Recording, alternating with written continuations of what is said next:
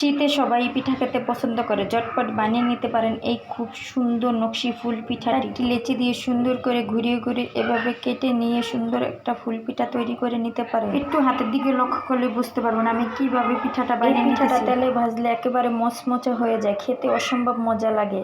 একটা মাত্র রুটি দিয়ে একদমই ঝটপটে বানিয়ে ফেলবো, খুবই সহজে খুবই সুন্দর একটা নকশি পিঠা। এটা বানানোর জন্য এই তো আমি রুটিটাকে কেটে ইচ্ছা মতো পুর দিয়ে, একটু খেয়াল করলেই বুঝতে পারবেন আমি কিভাবে ডিজাইনটা বানিয়ে নিচ্ছি। একেবারে সহজে এই পিঠাটা বানিয়ে নেওয়া যায়, আর দেখতেও মাশাআল্লাহ অনেক সুন্দর লাগে। এই যে দেখেন কত সুন্দর একটা নকশি পিঠা হয়ে গেল।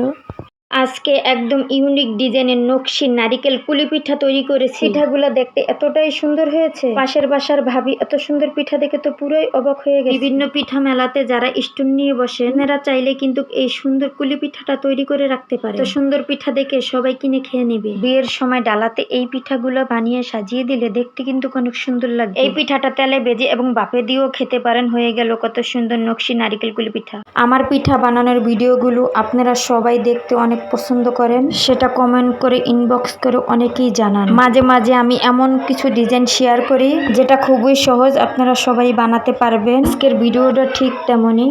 বাচ্চার টিফিনে এভাবে মাছ পিঠার নাস্তা বানিয়ে দিলে দেখবেন টিফিন বক্স খালি করে বাড়িতে নিয়ে আসবে। একটা লিচি নিয়েছি আর চামচ দিয়ে এভাবে মাথার অংশটা ডিজাইন করে দিয়েছি। প্রথমে চিরুনি দিয়ে, তারপর কেচি দিয়ে, তারপর কাটা চামচ দিয়ে, তারপর চাকু দিয়ে এভাবে লেজটা আমি সুন্দর করে ডিজাইন করে কাঠিয়ে দিয়ে নিয়েছি। আর মাছের উপরে চাকু দিয়ে আমি এভাবে ডিজাইন করে নিব। কত সুন্দর দেখেন হয়ে গেছে একটা মাছ পিঠা। ইউনিক খুবই সুন্দর চমৎকার একটা নকশি পিঠা বানিয়েছি, তাও কলমের কেপ দিয়ে। একটু খেয়াল করলে বুঝতে পারবেন আমি কিভাবে পিঠাটা বানিয়ে নিতেছি। মাঝখানে যে কোনো পুর দিয়ে বানিয়ে নিতে পারবেন এই সুন্দর নকশি ফুল পিঠাটা। বিকেলের নাস্তা চায়ের সাথে এই পিঠাটা দিলে জমে যাবে, খেতে অনেক মজা। ইউনিক নকশি সূর্যমুখী ফুল পিঠা তৈরি করেছি। চুরি দিয়ে এত সুন্দর সূর্যমুখী নকশি পিঠা বানানো যায়, এটা দেখে আমার বান্ধবী পুরোই অবাক। যারা একেবারে পিঠা বানাতে পারেন না তারা চুরি দিয়ে এভাবে সূর্যমুখী নকশি ফুল পিঠা বানিয়ে নিতে পারেন। যারা মাহফিলে পিঠা বানার স্টল নিয়ে বসেন তারা এই সূর্যমুখী ফুল পিঠাটা বানিয়ে রাখতে পারেন, সবাই কিনে খেয়ে নিবে। এই সূর্যমুখী ফুল পিঠাটা তেলে ভেজে এবং শিরায় দিয়ে খেতে পারেন। বাড়িতে নতুন জামাই মেহমান আসলে এই পিঠাটা বানিয়ে দিতে পারেন।